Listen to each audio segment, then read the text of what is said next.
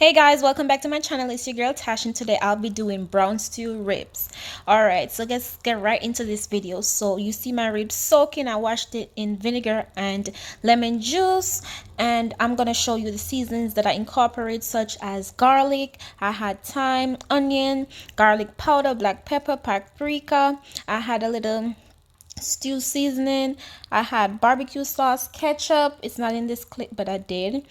I'm gonna show you the brand of the browning. I use brown sugar and the oil. These are just the main ingredients that I used, and I just saturated the ribs in these delicious spices. Make sure they're it's deeply infused, and I recommend you letting it sit, especially like overnight. It's gonna be scrumptious. I'm telling you, that's how it looks, and that's just with the seasoning on it. It ain't even a pot yet. You can't even smell it yet.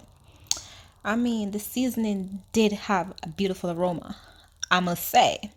So I just put my pan on the stove, and then I'm gonna turn it up on high heat at the beginning so the pot can get to the acquired temperature real quick. And I had like 2 teaspoons of vegetable oil, and I let that just coat the bottom of the pot.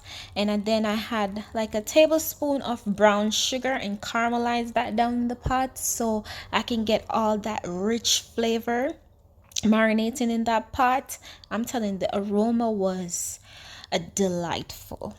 And I just turned down my heat when I saw that the brown sugar was caramelizing, because you don't want it to burn. It should look like that. It's liquid. It should be liquidized, and then you start incorporating your ribs inside the pot. So I place them on both sides and make sure that they kind of steam down. And I'm showing you these veggies right here, the leftovers. We're going to use them again. We don't throw them out. We want that flavor. So this is just another clip of wow my pot was looking when I flipped over the ribs, because you don't want them to burn.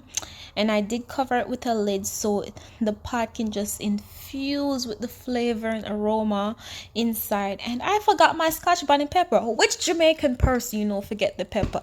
So I put my pepper in the pot, and it works just the same as when you are just seasoning it, and it gives it a very good flavor. And if you're not a good with spice or a big fan of spice, you can leave it out, because spice is already in other ingredients such as the stew mix that I put on it.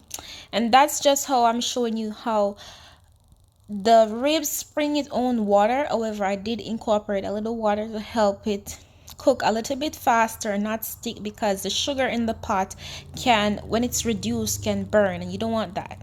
So right here I'm just making a little sauce, and I use like 2 tablespoons of ketchup, 1 tablespoon of barbecue sauce. I'm gonna add a little bit more in the pot, and you do it to your liking.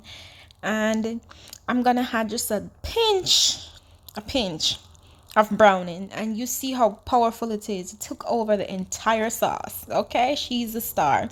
And I had a little warm water that I had boiled in my kettle, and I just mixed that all together, and I'm gonna incorporate that into my pot. Then after, I'm gonna add a little bit more barbecue sauce, and I do that to taste. And I'm just gonna let that simmer down on the stove on medium heat.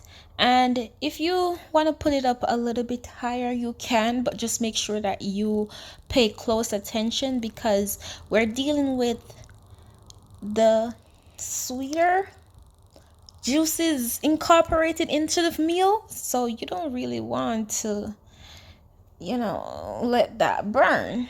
And let that baby cook for a good extra 20-25 minutes. And that's how simply you can throw down in the kitchen and make some brown stew ribs. You don't need to thank me. Hit that notification bell, like, share, comment, and subscribe, and that's as much thank you as I will ever need. So until next time, thanks for watching. Mwah! Enjoy.